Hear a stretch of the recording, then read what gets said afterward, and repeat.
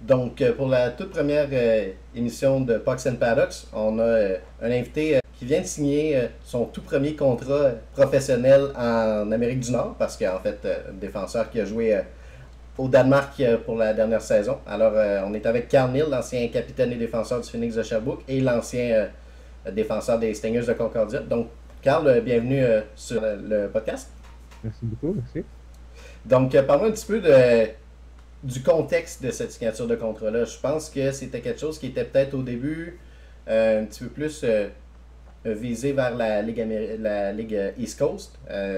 J'avais parlé avec un de tes agents, Marc, qui me disait que la première approche avait été faite avec Marc-André Bergeron, qui est directeur général à Trois-Rivières.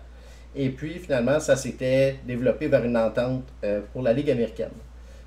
Parle-moi un petit peu du développement de cette négociation-là en tant que telle. Comment est-ce que tu as vécu, t'as exp- comment ça s'est développé en fait? Ouais, ben dans le fond, c'est un peu sorti de. C'est un peu une surprise, dans le fond. Moi, c'est sûr, quand je jouais en Europe l'année passée, on entendait beaucoup parler de l'équipe de Trois-Rivières qui allait Mhm. ouvrir. C'était quand même quelque chose que moi, il y avait plusieurs qui étaient dans l'équipe qu'on jasait, puis qu'on se disait, tabarouette, c'est quand même une belle opportunité pour certains joueurs. Puis, euh, on s'en doutait qu'on allait peut-être avoir un appel du directeur général Bergeron là, quand on est revenu au Québec. Donc, ça s'est déroulé un peu comme ça. Puis, il m'a donné un coup de fil. On a discuté un peu. Puis, il n'y avait pas vraiment rien de concret. C'est un bel échange. Puis ensuite, c'est ça, Marc Lavigne et Alain Roy m'ont appelé pour me demander si j'allais avoir de l'intérêt pour jouer à Laval. Mhm. Puis, j'ai dit, ouais, je dis, c'est sûr, certain que je pense que c'est vraiment une belle opportunité. Là, n'importe quand que tu as l'opportunité de jouer pour l'organisation de Montréal, soit que c'est à Laval, Trois-Rivières, peu importe. Donc, c'était pas trop long. Tu sais, ma famille était bien contente, ma copine était bien contente. Donc, c'était pas quelque chose qui a pris trop longtemps à dealer, là. Toi, en tant que joueur québécois, j'imagine que tu es au courant qu'il y a une certaine pression, si on veut, quand on porte les couleurs du Canadien. Peu importe à quel niveau c'est, quand on est dans l'organisation, là, il y a, c'est un certain prestige. Pour toi, est-ce que c'est quelque chose qui t'ajoute une pression ou si jamais c'est une fierté ou comment est-ce que tu vois ça, que ce soit le Canadien versus, admettons, les Leafs de Toronto ou les Flames de Calgary ou les Coyotes de l'Arizona, tu sais? Ouais, c'est sûr que pour un jeune Québécois qui grandit au Québec, vraiment le rêve de tout le monde de jouer pour le Canadien de Montréal. Donc, juste avoir l'opportunité, c'est vraiment, vraiment un privilège. Puis peu importe à quel niveau, soit c'est la filiale dans la Ligue East Coast, dans la Ligue américaine, ou dans la Ligue nationale, des fois que tu as l'opportunité de te présenter un camp ou mettre le chandail de cette organisation-là, c'est toujours un privilège. Donc, c'est sûr qu'il y a une certaine pression qui vient avec ça, mais ça, c'est juste parce que les fans ils adorent le hockey au Québec. L'organisation a des grandes attentes pour leurs joueurs, puis c'est sûr que ça va main en main aussi avec la performance. Donc, si tu arrives prêt au camp, tu joues bien, la pression fait qu'elle change en performance. Donc, pour moi, c'est vraiment d'arriver prêt puis de faire le mieux que je peux avec cette opportunité-là. Ouais, puis en même temps, bon, pour toi, tu avais déjà des plans qui étaient faits pour l'Europe, que tu me disais, donc tu étais prêt à retourner là-bas. Est-ce que c'était encore pour jouer avec la même équipe à Aalborg ou tu sais, est-ce que tu avais d'autres opportunités qui s'étaient présentées là-bas que tu as finalement laissé tomber pour rester au Québec? Ouais, c'est ça. En allant au Danemark, le but, c'était vraiment de monter de niveau et de faire ma première année dans une belle ligue avec c'est vraiment un beau qualité de jeu là-bas. Mais pour moi, c'est de monter de ligue puis aller dans d'autres pays. Donc, il y avait quand même des pourparlers avec certaines équipes, certaines ligues. Donc, quand j'ai su que j'avais l'opportunité ici de retourner à Laval, j'ai laissé tomber ces opportunités-là parce que c'est pas tous les jours que tu reçois une offre du Rocket de Laval. Donc, j'ai laissé ça tomber, mais je suis juste vraiment, vraiment excité de revenir à Laval, c'est sûr. Parle-moi un petit peu de ton expérience que tu as eue en Europe. Tu sais, comment est-ce que tu comparerais les styles de vie tu sais, au Canada versus le Danemark? Comment est-ce que vous avez dealé un petit peu avec la COVID-19 là-bas? Je sais que ça a été moins intense qu'ici, mais tu sais, vous avez quand même eu des certaines périodes où c'était plus difficile. Comment est-ce que c'est de jouer au hockey en tant que dans un contexte là, de COVID-19, un contexte de pandémie? Ouais, c'est sûr. Quand moi je suis parti du Québec, puis je suis arrivé là-bas, il y avait vraiment moins de cas de COVID, là. Comme on a débarqué de l'avion, puis il y avait personne qui portait des masques, tout était beau, puis on dirait qu'on était comme dans un autre monde quasiment. Puis, on a commencé la saison, il y avait des parties dans les estrades. Notre aréna rentrait environ 7000 personnes. Mhm, Puis au début, il y avait comme 75% de capacité. mhm, Donc, c'était quand même bien, là, une belle ambiance et tout. Puis après, peut-être 2 semaines, je te dirais, ça a descendu à 375 partisans, puis après ça à zéro pour le reste de l'année. Donc, pour ça, c'était bizarre, là, jouer devant personne, mais je crois que c'était pas mal ça la réalité pour toutes les ligues. mhm, Il y a des ligues qui n'ont pas joué, donc on était quand même très content de pouvoir continuer à jouer, surtout dans mhm. un beau niveau de même. Puis c'est ça, c'était un peu différent comme première expérience en Europe, je te dirais. On n'a pas pu voyager, voir d'autres pays à cause justement de la COVID, puis les quarantaines qu'il fallait qu'on fasse si on sort du pays. Mhm. Donc, c'est vraiment une expérience unique, là, je suis sûr, mais comme pour n'importe qui dans le monde, c'était un peu une année différente. Donc, on a pris le positif de cette expérience-là, puis on va le ramener au Québec. Pour ce qui est du style de jeu en tant que tel, on s'était parlé un petit peu cet hiver. Tu me disais que, surtout pour un défenseur offensif comme toi, c'est vraiment pas la même chose. Tu sais, c'est plus axé sur le jeu développé, c'est-à-dire tu sais, admettons, en avantage numérique, c'est plus, il y a plus de passes, moins de lancers. Évidemment, la glace est plus grande. Pour toi, comment est-ce que tu penses que de jouer dans un hockey bon, européen là, dans ce style-là peut te permettre d'être un meilleur défenseur, même dans une ligue de hockey au style américain? Ouais, ben honnêtement, depuis que je suis jeune, quand j'ai joué midget dans le Phoenix ou peu importe quel camp pro que je suis allé, Mhm, souvent le monde me rapprochait que peut-être j'avais pas le meilleur coup de patin, puis j'étais pas plus agile, mais je pense vraiment qu'à mon année en Europe, surtout au Danemark, dans une ligue comme c'est pas une ligue qui est tant reconnue, mais c'est rapide, les gars sont en forme, puis ça patine. Il y a juste 46 games, donc à toutes les games, les gars sont à 100 000 à l'heure, puis c'est vraiment quelque chose que j'ai travaillé dessus avec le coach là-bas, Garth Murray, qui a mhm. joué pour le Canadien une couple d'années. Ouais. Puis on s'entendait bien là-dessus que moi, si je veux monter au prochain niveau, c'est ça que ça me prenait.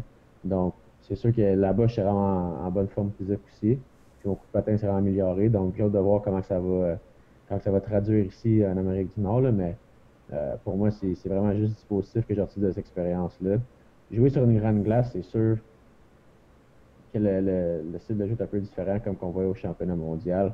Comme tu disais aussi, il y a plus de passes, peut-être moins de lancers au filet sur des avantages numériques, des choses comme ça. Mais ça te permet de travailler tes aspects à toi. Donc, pour moi, je pense que c'est vraiment quelque chose qui était positif. Je pense que ça va vraiment m'aider ici en Amérique du Nord. Comment est-ce que tu décrirais le rôle que tu avais dans cette équipe-là? Est-ce que tu étais quelqu'un sur qui tu sais, vraiment un cornerstone pour l'avantage numérique ou si jamais tu étais peut-être plus comme un joueur de soutien, pas nécessairement de soutien, mais tu sais, comme un deuxième quarterback ou si jamais c'était vraiment par toi que l'avantage numérique passait parce que on s'entend que pas mal tout ton parcours, tu as été vraiment le défenseur numéro un en avantage numérique à peu près partout où tu as été. Est-ce que c'était toujours le cas là-bas? Ouais, c'est ça. C'était un peu différent cette saison. Honnêtement, avec la COVID et tout, il y avait vraiment beaucoup de joueurs importés par équipe là-bas. Mhm. Donc, d'habitude, eux, ils jouent avec 5 à 6 joueurs étrangers. Puis cette année, on était 8. Fait que, OK. il y avait beaucoup plus de monde dans cette équipe-là. Donc, on était plus comme dans un rôle partagé, on peut dire, où ce que, OK. dépendamment de ta performance de la game, tu allais embarquer en avantage numérique ou si ça allait moins bien, peut-être que non. Fait que ça variait quand même beaucoup.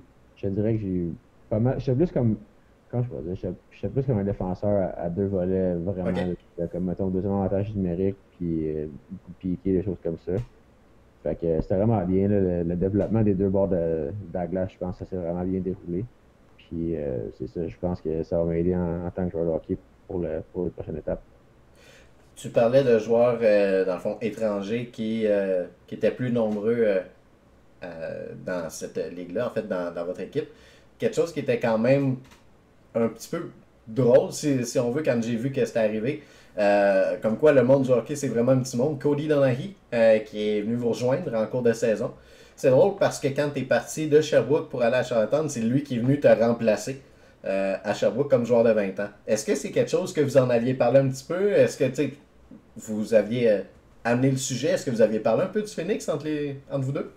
Ouais, c'est sûr que moi, je ne connaissais pas vraiment personnellement Cody, mais quand il est arrivé, c'est probablement une des premières discussions qu'on a eues. On a bien ri, là. On trouvait ça drôle finalement, on s'est retrouvés dans la même équipe là-bas. Tu sais, Cody a quand même fait beaucoup d'équipes dans le junior, puis Mhm. j'ai jamais croisé l'équipe avec lui. Ben, moi, j'ai joué à Sherbrooke pas mal toute ma carrière, mais c'est un drôle d'adon en sortant, puis lui, il rentre, puis là, on se recroise on a trouvé ça bien drôle, mais c'est vraiment une bonne personne. Puis tous les gars de l'équipe, tous les joueurs étrangers ou les Danois s'entendaient bien. Fait que c'était vraiment une belle année, puis c'était vraiment drôle de le rencontrer à mi-chemin de l'année. Donc, avant de jouer en Europe, tu as joué, si je ne me trompe pas, 3 ans à Concordia, dans le système universitaire. Euh, Parle-moi un petit peu de comment est-ce que tu penses que cette ligue-là, tu sais, malheureusement, ça a un peu l'étiquette de ligue sans espoir, malheureusement. Tu sais, on se dit que, entre fans de hockey, on se dit que ceux qui s'en vont jouer universitaire, ben, tu sais, ils ont abandonné sur une carrière professionnelle, si on veut. Malheureusement, ben, heureusement, en fait, c'est pas nécessairement le cas. Tu sais, on voit des gars comme toi, comme Hugo, euh, que, avec qui tu as joué là-bas. Il a seulement joué une saison avant de signer un contrat professionnel. Tu sais, même toi, après 3 ans, tu as encore eu une opportunité qui s'est présentée à toi. Qu'est-ce que tu pourrais dire sur le système universitaire comme circuit de développement au lieu de seulement un endroit où on s'en va terminer notre carrière de joueur? Ouais, honnêtement, je pense que tu le dis bien. C'est vraiment comme une genre de légende urbaine, on peut dire, que le monde pense que quand tu vas universitaire, que la carrière est pas mal finie, mais de plus en plus, on voit qu'il y a des joueurs qui vont universitaires, qui sortent de là, puis qui se trouvent des belles opportunités, soit en Europe, soit en Amérique du Nord, ou même qu'ils finissent là, puis ils se disent, tu sais, j'ai un bon bac, j'en vais travailler. Donc, pour moi, c'était vraiment quelque chose que je croyais. En allant à Concordia, je croyais dans mes chances de jouer pro après. Mhm. J'ai j'ai jamais arrêté de m'entraîner. Tu sais, j'ai pris ça au sérieux. Puis je pense que des gars qui font ça, ils mettent les chances de leur bord. Puis là, on voit beaucoup de gars. Il y a même des gars qui signent des contrats avec National maintenant à certaines Ouais. universités. Donc, tu sais, c'est moins rare qu'avant. Puis je pense que la Ligue a commencé à se développer. Puis c'est avec des joueurs qui signent, puis ça donne plus de crédibilité à la Ligue. Ça aide des joueurs aussi plus tard à peut-être opter pour aller jouer universitaire au lieu de signer des contrats d'un an à certaines juniors. Ça donne un bon plan B. Je pense que c'est en donnant plus de en donnant plus de reconnaissance vers la Regarde Ligue, ça. je pense que les joueurs ils vont être plus portés à aller jouer là puis tenter leur chance pro après. Fait que, je pense que si on suit le modèle américain un peu, si on veut, de jouer peut-être dans la USHL, puis après ça jouer NCAA, puis après ça avoir un bac puis aller jouer pro, on pourrait peut-être faire de quoi de bien avec ça, mais pour le moment, je pense que ça va dans la bonne direction, puis je suis vraiment content de mon choix. En fait, je voulais justement te demander, tu sais, pour le modèle comparé au hockey américain, en fait, ben, t'en as un petit peu parlé.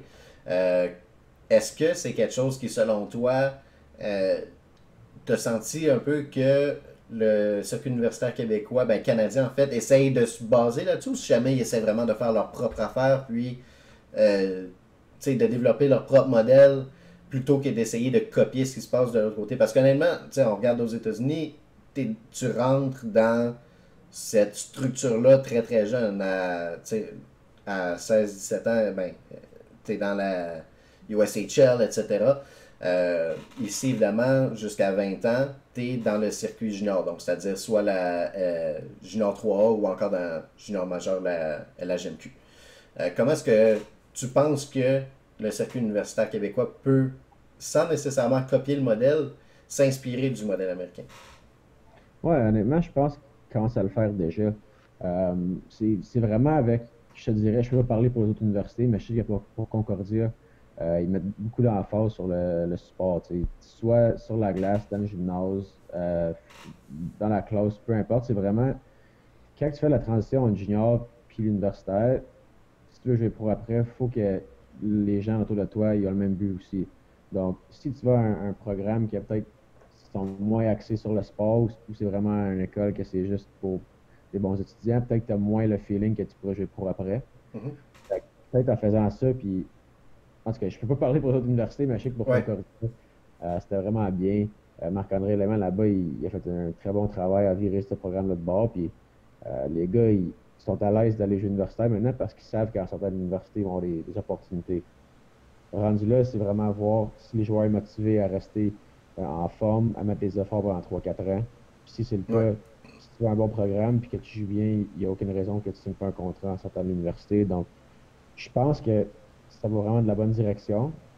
Mais il faut vraiment qu'il y ait plusieurs programmes peut-être qui embarquent, qui suivent ce mouvement-là pour que le jeu monte un cran, peut-être, pour que les dépisteurs aient plus de goût d'aller voir ça, pour qu'il y ait plus un jeu équilibré, ça l'aiderait aussi.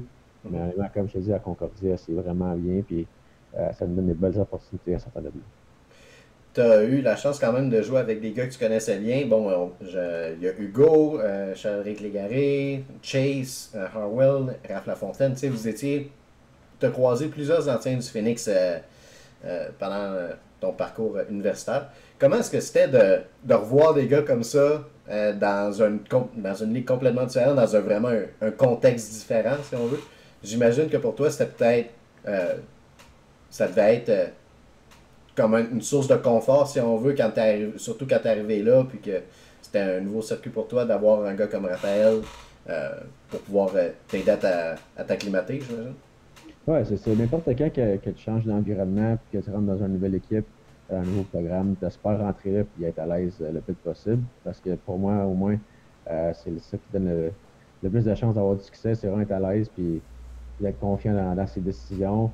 Puis pour moi, avoir Charles-Éric là-bas puis Raphaël, ça l'a vraiment aidé ma carrière là-bas. Tous les joueurs, pas mal, honnêtement, je te dirais, t'es bien accueillant. Mais surtout connaître ces deux gars-là, que c'est des bons chums aussi à Sherbrooke, ça l'a vraiment aidé.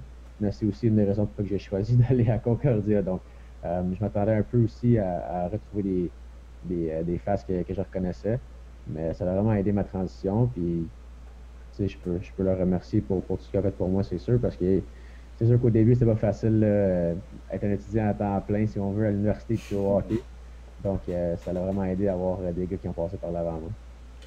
Est-ce que c'était, dans le fond, pour toi, la première option que de jouer universitaire ou si jamais, bon, tu avais eu d'autres opportunités au moment de terminer ta carrière junior, tu sais, peut-être des contrats comme East Coast, etc. Je sais que tu as eu des opportunités à travers de ça qui se sont présentées. Tu sais, tu as fait le camp des recrues des Sables de Buffalo, si je ne me trompe pas, c'était après ta première ou deuxième saison à l'université.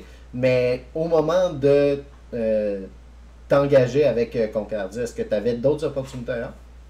Ouais, c'est ça. C'est sûr que à mon année de 20 ans, c'était quand même une très belle année personnellement, puis aussi pour l'équipe, pour Sherbrooke, puis pour Charlottetown aussi.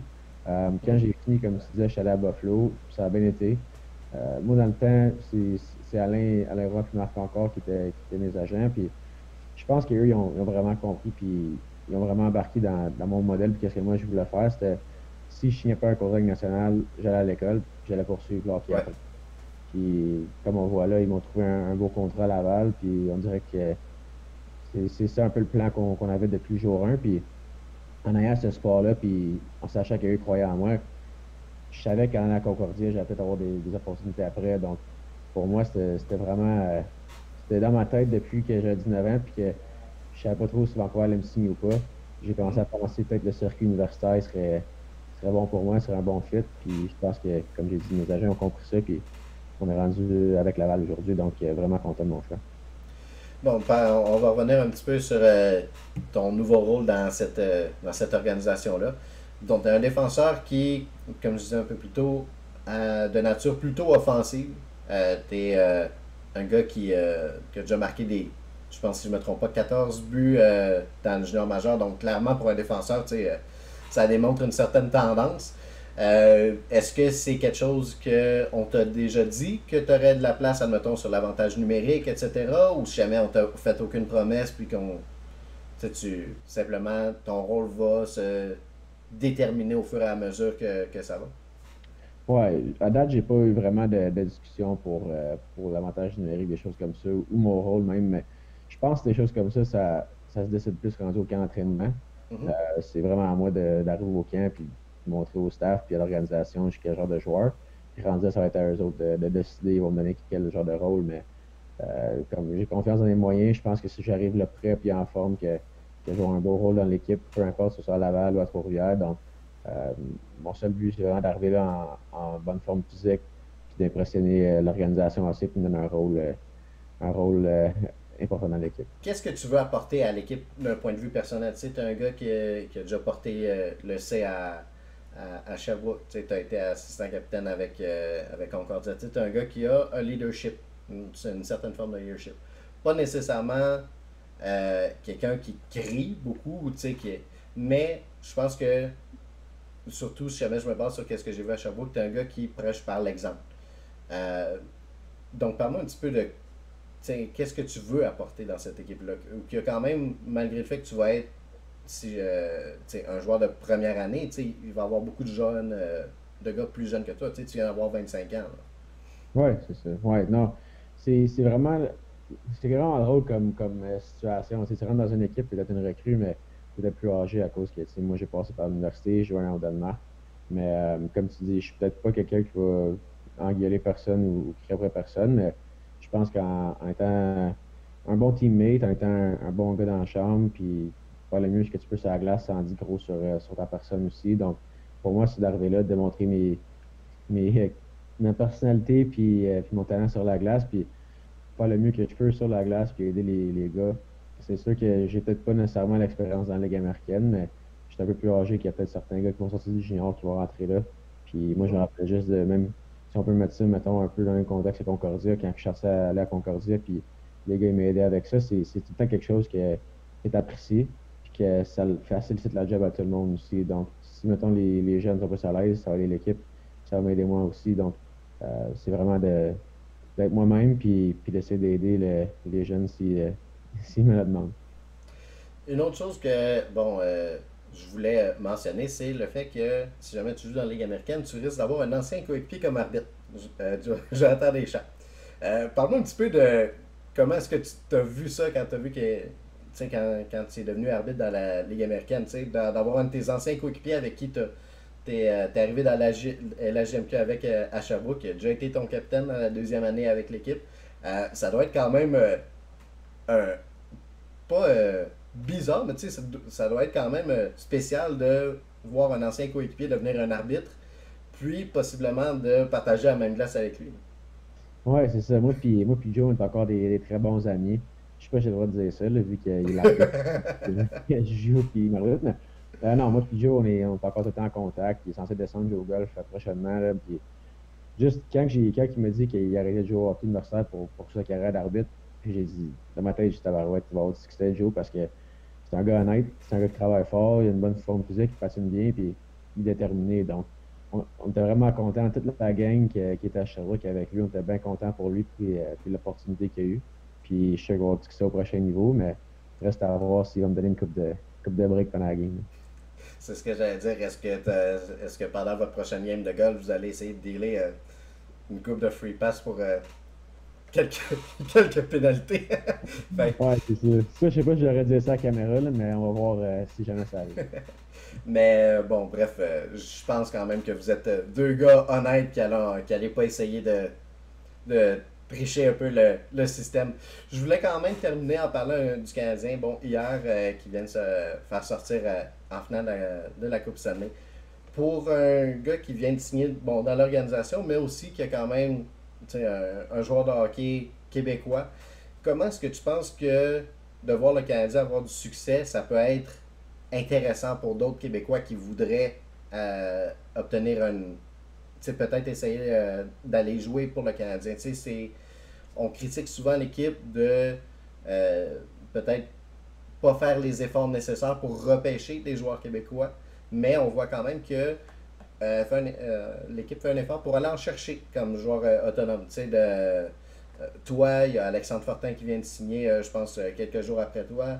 Il y a un effort quand même qui se fait pour, dans les filiales, aller chercher des joueurs québécois. Ouais, c'est ça. C'est vraiment quelque chose que moi, je trouve c'est extraordinaire. Um, je pense qu'en voyant le Canadien gagner des matchs puis faire un bon bout en série, c'est quelque chose qui motive les jeunes. Puis ça donne aussi espoir à des plus jeunes joueurs de hockey qui, même ne sont pas proches de jouer en majeur ou ils jouent dehors de leur cours. Ça leur donne espoir d'un jour qu'ils peut-être qu'ils vont pas faire comme le CH. Donc, c'est vraiment quelque chose que c'est plus gros que juste le pro, je pense. Ça donne des rêves à des jeunes. Ça donne la motivation à peut-être certains qui veulent jouer jean majeur, veulent passer aux prochaines étapes. Puis tout le monde est content que le Canadien gagne au Québec. Donc, ça aide la population en général, je te dirais. Mais voir ce run-là dans les playoffs, après la COVID, après tout ce qui s'est passé cette année, c'est vraiment quelque chose que je pense que ça a sorti un peu du champ gauche. Personne ne croyait vraiment à eux autres. C'est vraiment une belle histoire. Puis je suis content que que dans ma vie, j'ai pu voir ça, puis j'ai pu suivre un peu les séries, puis voir les parties parce que c'est vraiment quelque chose de bien. Puis honnêtement, je me sens encore plus privilégié de faire partie de cette organisation-là après avoir vu ce run-là dans les séries. Donc, bien content. Puis je pense que le peuple québécois, il méritait ça aussi. Fait que je pense que c'est pas mal tout le monde qui est fan de cette équipe-là. Toi, d'un point de vue d'un œil, si on veut, plus critique, comment est-ce que tu as trouvé cette équipe-là, le style de jeu, etc. Est-ce que tu trouves que qu'elles ont été chanceux ou jamais ils ont fait leur propre chance? C'est un petit peu. Comment est-ce que tu voyais là, le parcours du Canadien? Est-ce que c'est un coup de chance ou jamais cette équipe-là a eu vraiment une chance de répéter ça dans les prochaines années selon toi? Là? Tu sais, d'un point de vue strictement analytique. Là. Ben, pour être franc, moi, je pense que ça se peut très bien qu'une équipe soit chanceuse pour peut-être une game ou une période ou peut-être, mettons, deux games. Comme, ça se peut qu'elle soit chanceuse des fois, mais pour faire leur run de série qu'ils ont fait, il y a beaucoup de monde qui dit que c'est de la chance. En tout cas, bref, je pense si ton équipe est capable de se rendre en finale de la Coupe Stanley, là, c'est parce que tu fais quelque chose de bien. Je pense que l'équipe était construite pour les playoffs. Je sais que tous les analystes maintenant ils disent ça parce que c'est facile à dire. C'est facile à dire après. Hein? Mais pour de vrai, ça paraît que l'organisation ils croient dans leurs joueurs parce qu'ils ont fait un bout dans les séries. Ils ont signé des gars à long terme. Ils ont des bons leaders dans la chambre. Comme, si tu regardes ça sur papier maintenant, c'est facile à dire qu'ils ont été passés pour les séries, mais ils l'ont quand même prouvé. Donc, je pense que les entraîneurs ont fait une bonne job avec ça. Ils ont affronté une équipe qui est excellente aussi. Donc, c'était une bonne série. Ils ont donné tout ce qu'ils pouvaient, mais je pense que toute l'organisation croit à ces joueurs-là. Puis c'était ça qu'ils ont démontré sur la glace. Souvent, les joueurs, ils vont mieux jouer quand ils sont appréciés, ils vont plus performer, ils vont plus vouloir faire les petites affaires qui ne paraissent pas sur la feuille de pointage, mais quand ils sont appréciés par l'organisation, ça donne un bon coup dans la bonne direction. Donc, je pense que c'est peut-être ça qui est arrivé cette année avec les joueurs. Puis, parce que moi, je suis bien fier de cette équipe-là, puis je suis vraiment content de leur run, là. Parfait. Je te remercie beaucoup, Carl, d'avoir participé à la toute première émission de Pucks and Paradox. Et puis, je te souhaite une excellente saison, peu importe où est-ce que ça va être. Je te souhaite un bon retour au Québec, puis une excellente saison. Parfait, merci beaucoup, Frank, bien apprécié.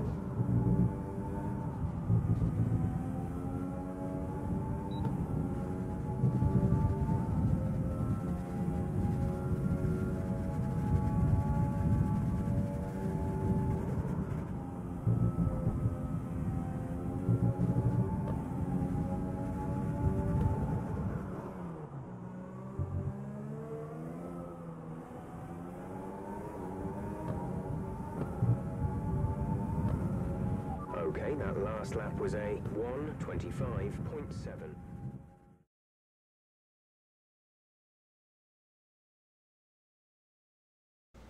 Donc, on est avec Mathieu Vachon, qui est journaliste sportif pour le Nouvelliste. Donc, on va parler de Formule 1. On est présentement là, on approche la mi-saison avec le Grand Prix de Grande-Bretagne qui s'en vient la semaine prochaine. Donc, à date, on a une très très belle course. Ben, c'est le cas de le dire, une très très belle course entre deux pilotes, Max Verstappen et Lewis Ouais. Hamilton. Mathieu, bon, premièrement, qu'est-ce que tu penses de cette première moitié de saison de Formule 1 avec bon, trois gagnants différents, Oui. déjà. Donc, Ben, je trouve que honnêtement, le début de saison est quand même assez intéressant, surtout en raison du fait qu'on a une lutte entre deux écuries. Tu sais, c'est pas entre deux pilotes que le championnat se joue de la même écurie. Donc, là, tu sais, dans les dernières années, ça avait souvent été ça. Là, c'était les deux pilotes de la même écurie qui se battaient. On voyait, tu sais, Lewis Hamilton avec Nico Rosberg. On a vu Hamilton puis Bottas, là, mais tu sais, bon, Bottas, il y a eu un petit peu de misère quand même là, dans la lutte contre Lewis, là, mais ça fait du bien de voir ça, puis on sent que Verstappen, là, il est passé à un autre niveau, puis aussi, ben, Red Bull est passé à un autre niveau, là, sont vraiment sont en avance sur Mercedes cette année, là, c'est le cas de le dire. Mercedes, là, ils se cachent pas qu'ils sont à la traîne derrière Red Bull, puis je pense vraiment là, que cette année, à moi d'une catastrophe qui tombe sur la tête de Verstappen. Là. Il se dirige droit vers le titre. Là. Je ne veux pas être un oiseau ou un prophète de malheur, mais je pense vraiment là, que Verstappen il a la main déjà un peu sur le championnat. C'est sûr que là, il reste encore une dizaine de courses encore. Là, donc, ouais, on fait a 9 que, courses, une dizaine de courses de fait, là, 9 ouais. ou 10 en ce moment. Bon, Il en reste beaucoup. Il reste beaucoup de puis, kilomètres. c'est ça. Sur 23 courses qui étaient prévues, si je ne me trompe pas, mais là, donc on a perdu Ouais. Canada, qui a été Australie. remplacé, mais bon, Australie, on a perdu. La Chine, ça regarde. Pas super. En fait, c'est fait. La Chine, excuse-moi, Ouais. le Japon, je voulais dire. Ouais, c'est ça, Ça c'est le regarde Japon. très mal parce que les 6 heures de Fuji ont été annulées pour cette année. Donc, on voit un petit peu qu'est-ce qui se passe dans ce pays-là. Ça regarde pas bien pour la tenue de la course. Je me demande s'il ne va pas avoir d'autres programmes doubles à quelque part, là, où est-ce que ça va peut-être mieux d'un point de vue sanitaire. Là. Peut-être, je ne sais pas, peut-être que les États-Unis avec la course à Austin, je dis ça de même, là, peut-être Oui, on s'entend, là, au Texas, ils se permettent bien des affaires, on l'a vu, là, ils remplissent les salles, c'est pas trop long. Donc, peut-être que là, ça pourrait être une option, là, par exemple, si le Grand Prix oui. du Japon est annulé, tu mets un double Un avec les programme double, États-Unis. oui. Je sais que Fernando Alonso n'aime pas ça, mais bon, il faut disputer des courses, ça a l'air, donc pourquoi Oui, pas.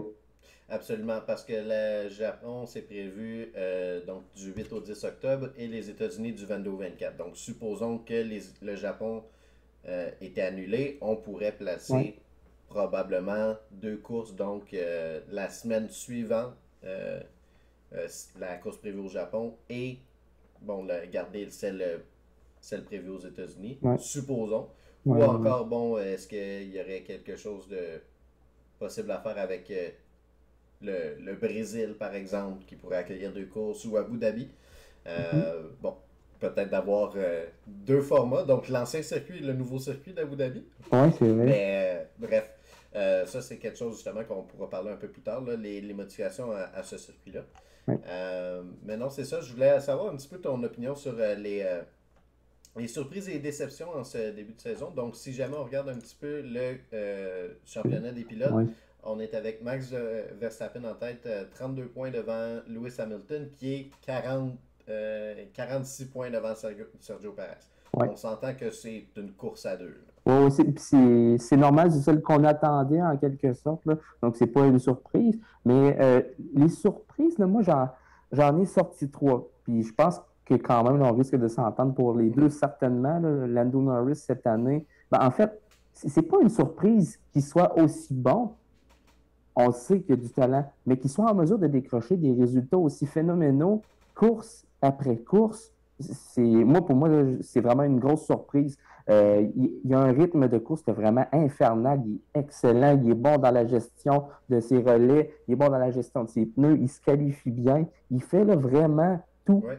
de la bonne façon, puis il est en train de prouver à tout le monde, si McLaren veut continuer à aller dans la bonne direction, que c'est un futur champion du monde. Ça, dans ma tête, là, moi, cette année, il m'a enlevé tous les doutes qu'il y avait possible sur Mhm. lui. Puis, vraiment, il est absolument fort avec ce que Daniel Ricciardo fait avec la McLaren. Ça démontre peut-être. Bon, je sais que Daniel, c'est une nouvelle écurie, il faut qu'il continue à s'habituer. Là, même année, là, on arrive à la mi-saison, là, ça suffit peut-être les excuses. Vraiment, Lando Norris là, est fantastique. Puis c'est vraiment. Il est au-delà de mes espérances, donc je le constate un peu comme une surprise à quelque Ouais. part. Le seul pilote qui a récolté des points dans toutes les courses à date cette saison. En plus, donc ça dépend de sa régularité. Puis ça, Ça prend ça pour avoir un championnat, là, puis ça, il a cette qualité-là, c'est sûr et certain. Mhm. Mon autre surprise, surprise, il avait bien fini là, l'année passée, là, mais Pierre Gasly, cette année, vraiment, là, il est excellent, réussi à signer un podium encore une fois. Donc, c'est ce que j'aime de Pierre Gasly, c'est qu'il est en mesure de saisir les opportunités quand elles se présentent à lui. Il est capable de faire là, vraiment des beaux résultats. Il gère bien aussi sa course. Il est bon en qualification d'ailleurs. Puis, on est très loin du Pierre Gasly qui était avec Red Bull complètement là, perdu. Mais avec AlphaTauri, je me rappelle plus de la personne qui avait dit ça, mais il y avait quelqu'un qui avait dit avec AlphaTauri, fais de cette écurie la tienne. Puis vraiment, Pierre Gasly, il a démontré ça. Là. Il a pris les rênes de cette écurie-là, puis il la traîne dans la bonne direction. Vraiment, là, il est très impressionnant. Puis là, on a vu là, dans les derniers jours qu'il a commencé à avoir des écuries qui aimeraient ça l'avoir avec eux. Puis là, Franz Tost et Helmut Marko, je pense qu'ils risquent de bougonner un peu là, si c'est le cas, là, parce qu'on s'entend que Pierre Gasly, admettons que Sergio Perez quitte à la fin de l'année, et Pierre Gasly pourrait retourner chez Red Bull. Il démontre qu'il a le potentiel pour être en mesure de se battre avec les meilleurs. Donc, moi, être Red Bull, je ferais très attention à Pierre Gasly. Là. Vraiment, je pense que c'est un bon pilote. Peut-être pas un champion du monde. Peut-être qu'il est un petit ton en dessous, là. Mais vraiment, Pierre Gasly, cette année, je suis très impressionné par sa performance. Puis je le trouve vraiment solide. Ouais.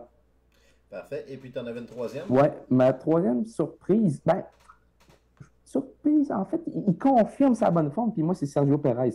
Ouais. On avait pas, en fait, il avait démontré là, vraiment sa régularité, son excellence dans la gestion des pneus avec Force India puis Racing Point là, dans les dernières années, mais vraiment cette année, là, on sent qu'il est au top de sa forme. Puis c'est le complément parfait que Red Bull avait besoin pour être en mesure de déloger Mercedes du championnat des constructeurs au sommet. Il avait besoin d'un pilote solide comme Sergio Perez, puis il l'a montré. Là. Au début de l'année, il y a eu un petit peu de difficulté, peut-être plus sur les qualifications. Là, il y avait, on dirait, de la misère à aller chercher une bonne qualif. Je pense qu'il avait même été à un moment donné éliminé en Q2, si ma mémoire est bonne. Est-ce que première course à Bahreïn. Oui, c'est ça, exactement. Bon. Puis là, il va de mieux en mieux. Il a fait, je pense, d'ailleurs, une première ligne il y a peu de temps, si ma mémoire. Il a remporté le Grand Prix d'Azerbaïdjan. Il a terminé troisième en France. Bon, si jamais on regarde dans les autres courses avant, c'est sûr que Perez, pour moi, c'est l'atout qui manquait à Red Bull, c'est-à-dire celui qui empêche Mercedes de faire ce qu'il veut d'un point de vue stratégique. Parce que si Mercedes décide de se servir de ces deux pilotes pour mettre de la pression sur Verstappen, puis que dans le cas comme l'an dernier où que Albon n'est pas vraiment là pour les empêcher de faire ce qu'ils veulent, pour, admettons, aller chercher le meilleur tour en fin de course, des choses comme ça, ben là, Perez se tient près derrière ou devant Bottas. Donc, Hamilton ou Bottas ne peuvent pas s'arrêter librement pour aller faire le tour le plus rapide parce que ils vont se faire passer par Perez.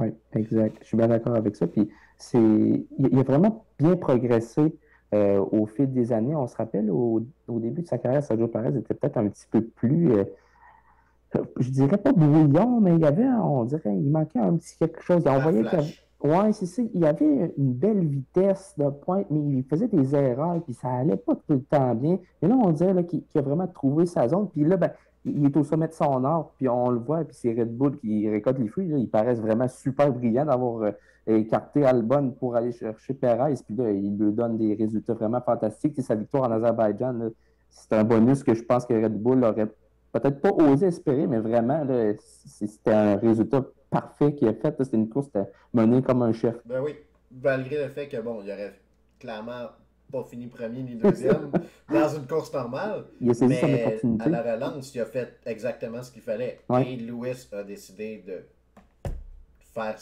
cette erreur. Cette erreur, il l'a même placé derrière Mazepin. Mais donc, ça c'est Mazepin va toujours pouvoir dire qu'il a déjà fini une course devant Lewis Hamilton. Ouais, quand même, on n'aurait pas pensé ça au début de l'année. Mais tout ça pour dire, je crois en tant que tel que Perez est celui qui des nouveaux pilotes, c'est vraiment le mieux adapté à sa stratégie, à son équipe. Sainz, ça a été très très bien dès le début, mais bon, il y a des courses où même il paraît peut-être un peu mieux que Leclerc, mais c'est sûr que Ferrari n'est pas à l'avant-plan comparé à Red Bull. Donc on voit beaucoup plus Perez. Puis d'un autre côté, Ricardo, ce qui se passe, c'est qu'il est tellement loin derrière son coéquipier que c'est difficile de comprendre ce qui se passe d'un point de vue adaptation. Ça prend beaucoup plus de temps que les deux autres pilotes d'expérience qui ont changé l'équipe. Je pense que tu seras d'accord là-dessus. Là. Parle-moi justement de ton impression de Daniel Ricciardo. Est-ce que tu penses que c'est grave ce qui se passe ou tu crois que c'est un pilote qui peut se replacer? Honnêtement, là, moi, cette année, Daniel Ricciardo, c'est ma déception numéro 1. Vraiment, je la comprends pas, en fait, parce qu'on s'entend, là, Daniel Ricciardo, là, il n'a pas besoin de prouver son talent. Là. C'est un pilote avec un talent vraiment immense. C'est l'un des maîtres du dépassement en piste. Il a un rythme de course fantastique. Habituellement, en qualification, il est capable de te sortir des lapins de son chapeau n'importe comment. Là. Il est vraiment... Là, en termes de talent pur, moi, je pensais que c'était un des top pilotes de la grille avant la début. Facilement. Facilement. Puis là, cette année, il a l'air complètement perdu. C'est comme si la McLaren ne convenait pas à son style. Puis c'est vraiment bizarre. On s'entend, là, il ne serait pas supposé d'être aussi loin que Lando Norris. Jamais de la vie. C'est pas normal. Puis je trouve ça sérieusement inquiétant. Là, c'est sûr que la dernière course en Autriche, il a quand même été pas si pire. Il a fait une bonne course. En France aussi, il avait été bon. Mais entre ça, la première course en Autriche, c'était pas super. Il est là. Il pourrait être mieux placé s'il y avait des meilleures qualifications. Je trouve qu'il y a de la misère en qualification cette année. Vraiment. Là. Au début de la saison, il se qualifiait devant Norris, mais dès que la course commençait, Norris prenait le dessus, je pense, les 2-3 premières courses. Mais depuis ce temps-là, raté Q3 à plusieurs reprises. La semaine dernière, quand même, parti 13e, terminé 7e. Là, ça a quand même bien été. Je pense que la McLaren allait bien sur ce circuit-là aussi avec les gommes qui étaient offertes. Norris était vraiment outre les deux écuries devant, là, je pense que Norris était clairement le meilleur des autres, même on terminé sur le podium devant Hamilton devant Hamilton qui est terminé 4e. Oui, exact. Puis tu sais, tu as mentionné Ricciardo s'est qualifié 13e. C'est pas normal, là. C'est pas normal du tout. Puis ici, il ne qualifie pas 13e. Mettons, on va dire qu'il réussit à se faufiler en Q3, puis qu'il part 8e. Mettons, là. On va dire ça de même, parce qu'on s'entend, c'est pas normal que George Russell se soit rendu en Q3 quand tu as Daniel Ricciardo qui s'est qualifié 13e. C'est complètement là, inacceptable, en fait. C'est pas normal. Tout court. Fait que, tu sais, mettons, on dit qu'il part 8e, là, il est capable de finir plus haut, peut-être, que 7e. En fait, assurément, il est capable de finir plus haut que 7e, là, parce qu'il y avait le rythme de course pour être parmi les meilleurs de ce Grand Prix d'Autriche. Là. Fait que c'est vraiment inquiétant, moi, je trouve. Puis, tu sais, oui, OK, c'est vrai, il a changé d'écurie, mais à un moment donné, là, on est rendu à la moitié de la saison. Là. Pas normal. Faut arrêter les excuses et commencer à livrer les résultats. Ouais. Il est payé en conséquence, puis il faut qu'il livre. Il paraît qu'il est très bien payé aussi. Oui, c'est ça. Une déception sans être une surprise pour moi, c'est Valtteri Bottas, qui souvent livrait des performances, allait chercher des podiums quand Hamilton n'avait pas une excellente course, mais là on voit que il a terminé sur la deuxième marche du podium lors de la dernière course, mais si jamais je regarde avant les meilleurs résultats de Bottas, donc troisième au Bahreïn, pas sur le podium en Italie, à Imola. Troisième au Portugal, troisième en Espagne, pas sur le podium à Monaco. Bon, ça à cause de la catastrophe au puits. Azerbaïdjan, pas sur le podium. En France, pas sur le podium. Une course affreuse. Donc, on se demande vraiment ce qui se passe avec lui parce que c'est un pilote qui, quand même, dans les dernières années, complétait le podium avec Lewis et un autre qui était très souvent Verstappen. Il était régulier, Valtteri Bottas, puis il est capable d'être rapide. Il a une superbe voiture, c'est une des deux meilleures voitures. Donc, lui aussi, c'est quand même inquiétant. On l'a senti à un bout un peu comme désillusionné. Puis on entendait des fois des conversations radio au cours des Grands Prix. Là, c'était pas Portugal. super. Là, ouais, genre, il disait c'était comme de garder le moral ou quelque chose. Genre, j'ai plus les mots exacts, mais ça voulait dire de ne pas se décourager. C'est comme, quand Toto Wolff embarque sur la radio pour dire Valtteri, you have the fastest car on track, pour dire avance. C'est ça. C'est pas normal. Fait qu'on dirait qu'il a l'air d'avoir la motivation fragile, admettons. Puis il a beau dire que les rumeurs de George Russell dans son siège, ça ne l'affecte pas, puis c'est ci, puis c'est ça. Moi, je pense que ça y joue sur les épaules. Ouais, vraiment. Il ne sera pas pour le dire, évidemment, que ça le dérange. Je pense que n'importe quel pilote il ne peut pas le montrer. Ne le dira pas. Mais on sait que c'est quelqu'un qui peut quand même s'emporter ou se laisser laisser ses émotions avoir le meilleur de lui. On voit qu'il a déjà répondu à quelqu'un qui l'insultait sur Instagram. Oui. Et puis le lendemain, quand je pense qu'il avait terminé, je pense qu'il avait gagné la course cette semaine-là. Et puis il dit à tous mes haters, you. Ouais, c'est ça. Donc, je crois que c'est quelqu'un qui sait ce qui se passe autour de lui. Ouais, moi, je pense que c'est pour ça qu'il ne sera jamais un champion du monde. Il n'a pas l'étoffe d'un champion. Il est trop fragile mentalement pour être en mesure de, mettons, on dit, battre Lewis Hamilton au cours des dernières années. Puis je pense que c'est pour ça qu'il n'a pas été en mesure, parce qu'il manque ce qu'il faut pour aller chercher le meilleur sur Lewis. Puis, tu sais, on s'entend, le Nico Rosberg, c'était tout un pilote, puis ça y a tellement pris d'énergie qu'il a pris sa retraite quand il a réussi, là, tu sais, fait que visiblement, Bottas n'a pas ça en lui. Si je ne me trompe pas, ce que Nico avait dit dans son podcast, c'est qu'il s'est dit que c'était tellement une année où il s'était concentré uniquement sur battre Hamilton et rien d'autre dans sa vie, que sa vie était 100% dédiée à ça, qu'il ne pouvait pas se voir refaire ça une autre année au complet. Ben, je peux comprendre tout à fait, puis je pense qu'il a bien fait. Là. Il est parti, il était au sommet de sa gloire, il a accompli ce qu'il voulait. Lui, c'était ça son objectif, parfait. Il l'a fait. Il s'est retiré comme champion. Oui, exact. Moi, j'ai adoré Nico Rosberg là, comme pilote, puis je comprends pourquoi il en est arrivé là, puis je respecte ça totalement. Absolument. Tu parlais de George Russell, qui est un de tes favoris. Ouais. Parle-moi un petit peu de justement qu'est-ce que tu vois comme futur pour lui avec Mercedes.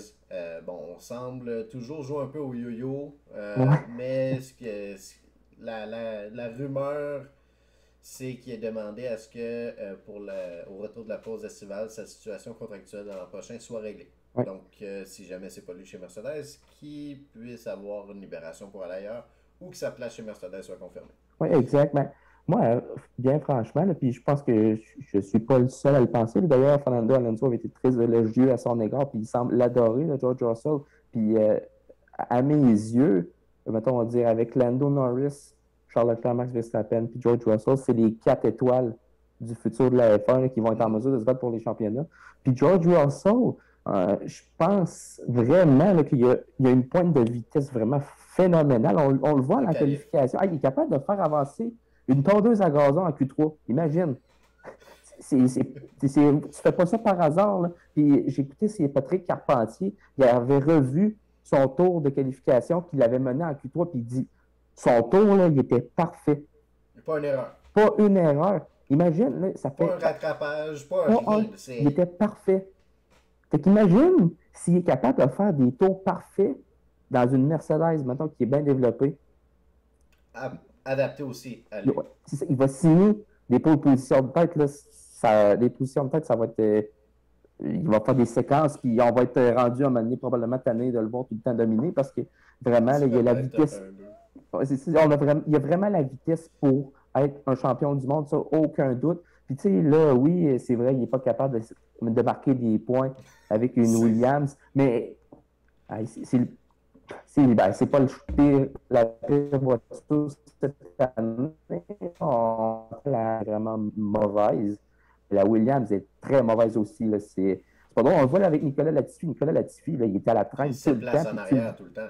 C'est ça, je pense que George Russell, il y a une séquence de je ne sais plus combien de Grands Prix.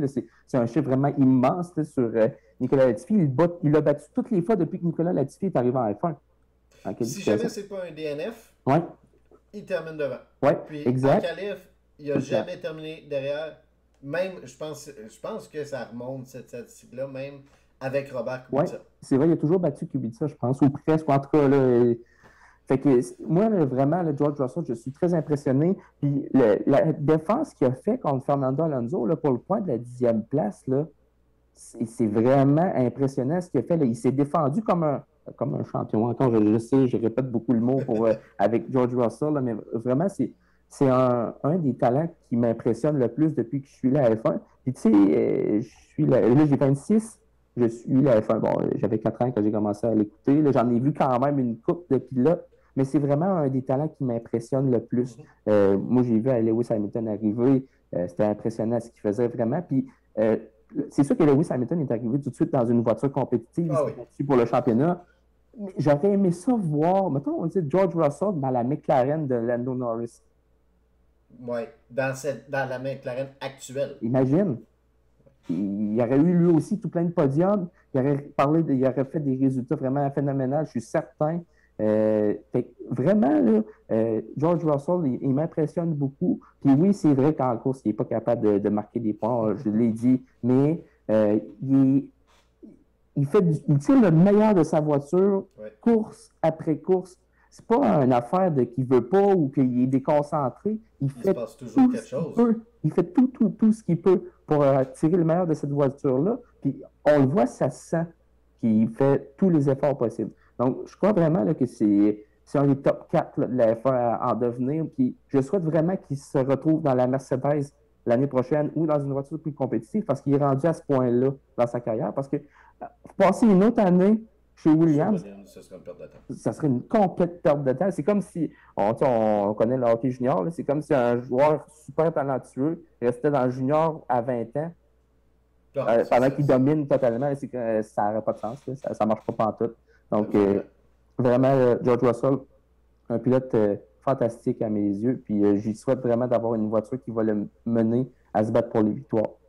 Si jamais j'avais à te forcer à mettre un 2$ sur la course sur laquelle George Russell ramasserait son premier point chez McLaren. Donc, on a la Grande-Bretagne qui s'en vient. Après ça, la Hongrie, la Belgique, les Pays-Bas. Après ça, on s'en va à Monza, la Russie, Turquie, Japon, en théorie, États-Unis, ensuite Mexique, Brésil, Arabie Saoudite et Abu Dhabi. Ça, c'est l'horaire actuel. Okay. La Williams semble bien performer avec le moteur Mercedes sur les circuits ultra rapides. On l'a vu là, en fin de semaine là, en Autriche. Ben, en fait, dans les 2 dernières fins de semaine, George Russell, il avait un super bon rythme de course puis il se battait pour les points.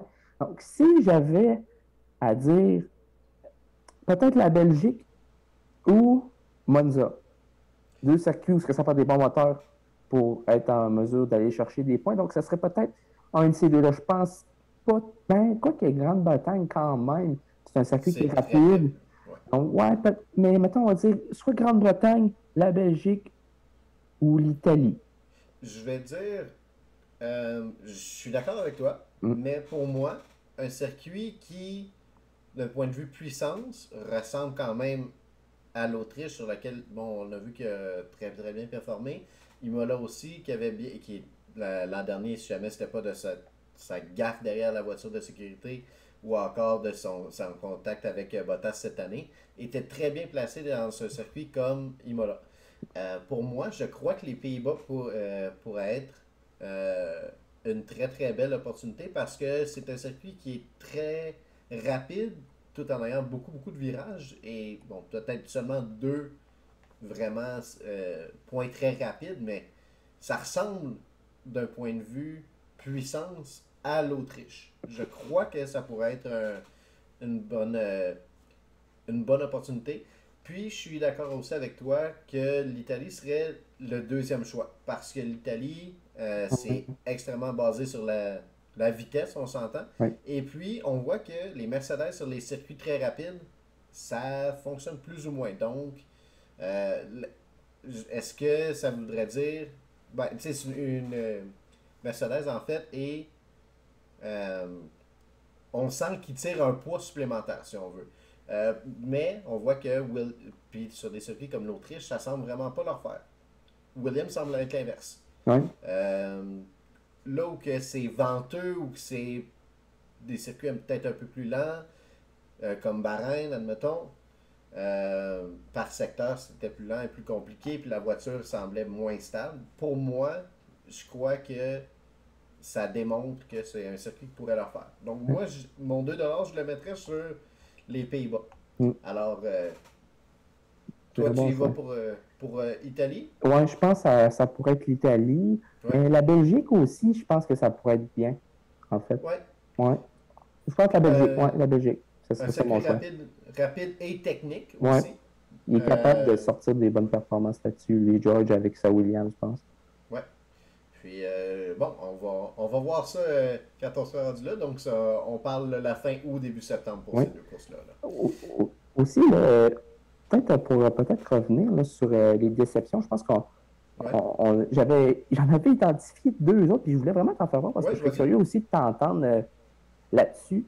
J'ai identifié comme déception cette année Esteban Ocon et Lance Stroll. Moi, je considère vraiment que ces deux pilotes-là ne livrent pas les performances escomptées. En fait, Esteban Ocon avait bien commencé l'année, puis il était même en avant d'Alonso. Puis là, ça a fait...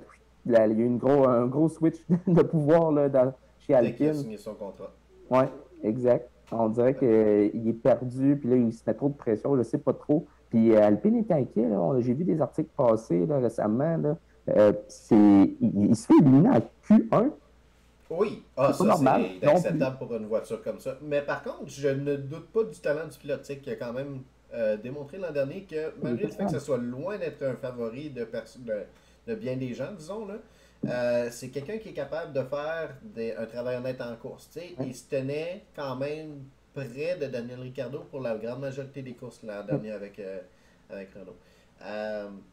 Mais depuis sa signature de contrat, ça semble vraiment mal aller. Il y a eu la France et les 2 courses en Autriche où il y a 0 point. Oui, ça fait 4 courses qu'il n'a pas marqué un seul point. Là. Puis dans ce temps-là, Alonso a marqué à toutes les courses. Bon, c'est ça. Alors, je vois ici que Ocon est 13e au classement. Ouais. Pour une voiture comme l'Alpine, tu devrais te tenir dans le top 10 ou près, selon moi.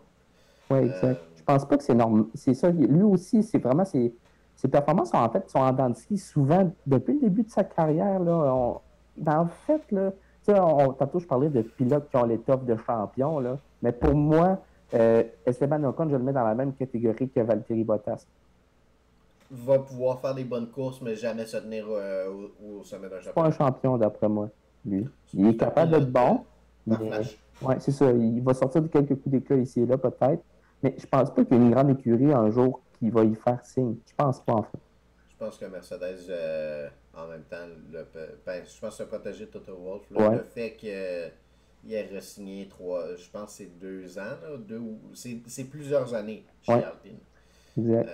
Donc, je pense que Toto Wolff, ça se passera pas chez Mercedes. Puis, pour revenir à Lance Stroll, Aston Martin, cette année, en fait, c'est pas une très bonne voiture, je pense. On peut s'entendre là-dessus. Là. On peut s'entendre là-dessus. Sébastien Vettel, Sébastien Vettel a réussi à aller chercher un podium un peu inespéré en Azerbaïdjan, on va se le dire. Dans une course un petit peu n'importe quoi. Oui, c'est ça. Puis, Lance Stroll, on dirait que la voiture, peut-être, elle ne convient pas, je ne sais pas trop. En qualification, c'est correct. En course, moyen.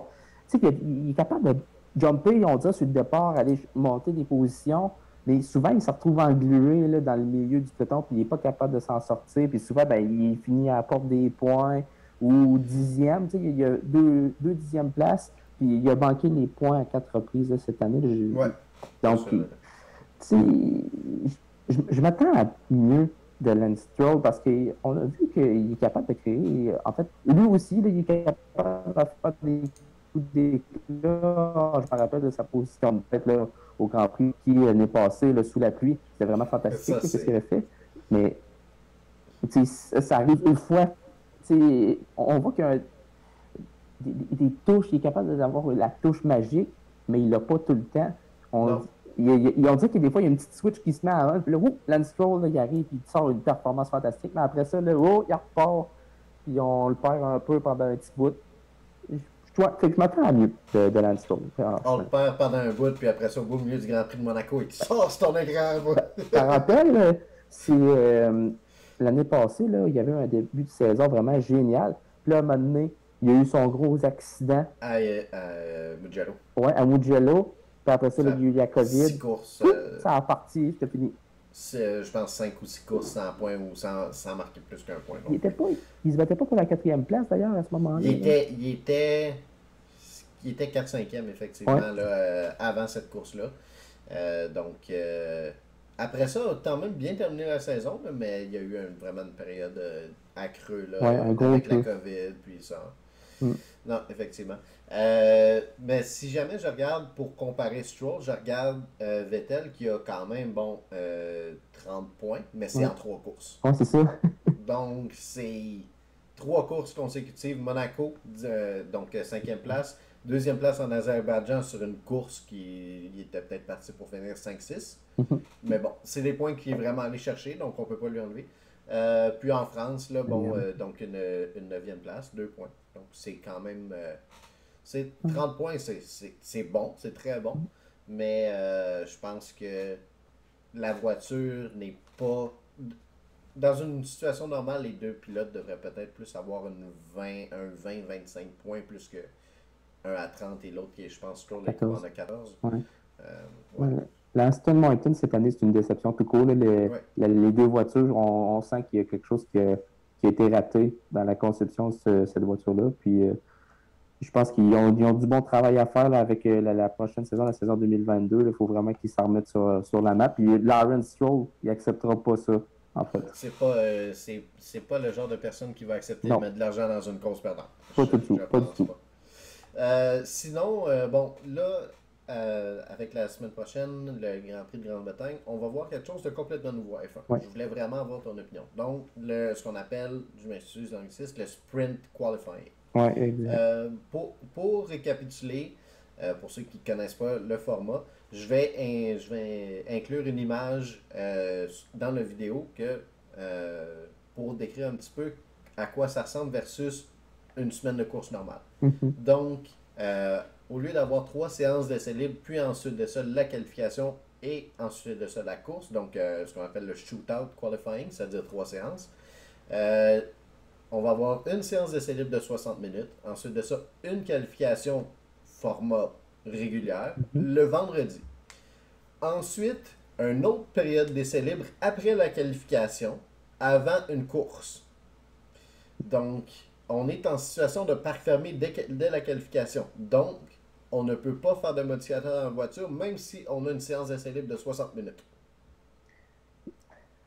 Ensuite, on a une course de 100 km qui devrait prendre entre 25 et 40 minutes. Pas obligé d'arrêter au puits. Et puis, les 3 premiers de la course récoltent des points. Donc, 3, 2 et 1. Il n'y a pas de points pour le tour le plus rapide. Et puis, la position de fin de cette course-là, de cette course de 100 km, cette course sprint, va être la vraie qualification, si on veut. Donc, le premier dans la course va commencer premier le dimanche pour la course traditionnelle, la course régulière. Donc, cette course-là du dimanche demeure à la même heure, c'est la même chose, il n'y a rien qui change. C'est la qualification vraiment, puis qu'on remplace une séance d'essai libre par une course de 100 km. Ouais. J'aimerais savoir ton opinion. Est-ce que c'est un essai inutile d'ajouter un spectacle ou est-ce que tu crois que le format actuel fonctionne ou si jamais tu crois que avec cette idée-là, on rajoute une pression puis une importance à chacune des séances, ce qui fait en sorte qu'il y a un intérêt à regarder pour un amateur de course du début à la fin du week-end. Ouais, il y a du pour puis il y a du contre dans le format, je pense, qu'il essaye, là, la course sprint. Là. Personnellement, moi, j'aime bien les choses qui sont. Je pense que, en fait, le format qui était amené depuis plusieurs années, c'était une méthode gagnante. Les qualifications, moi, j'aime ça beaucoup, là, le Q1, Q2, Q3. avec Ouais. les pilotes qui sont éliminés au fur et à mesure. Je trouve que ça marche bien. Plus Euh, que l'ancien format qui avait été tenté en Italie, c'est à chaque minute on sort un pilote. ouais. Je pense que ça avait duré une Ah, course. Ça C'était marche une pas. catastrophe, cela, là. Puis, donc, moi, je trouve que le format qui est traditionnel, on va le dire comme ça, Ouais. il marche bien. Ça, c'est sûr.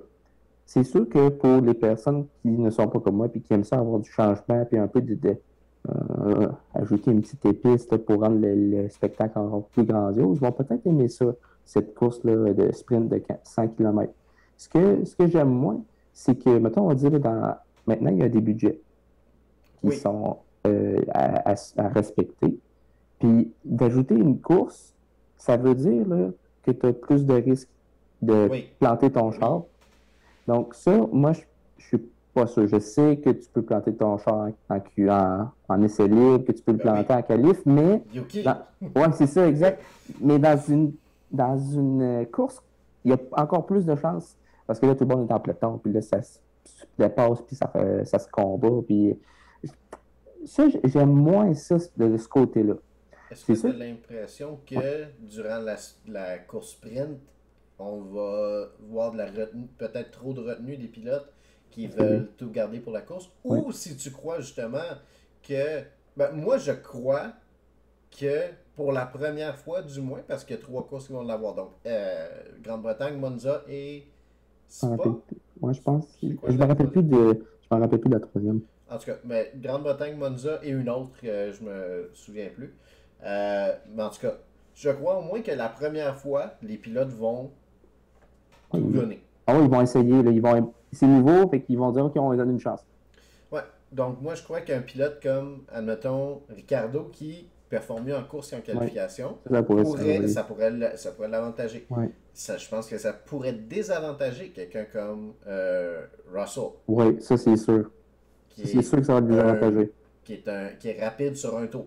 Ouais. Parce que la voiture, visiblement, en termes de durabilité, va pas être capable de maintenir son rythme de qualification. Même, c'est l'inverse pour Ferrari.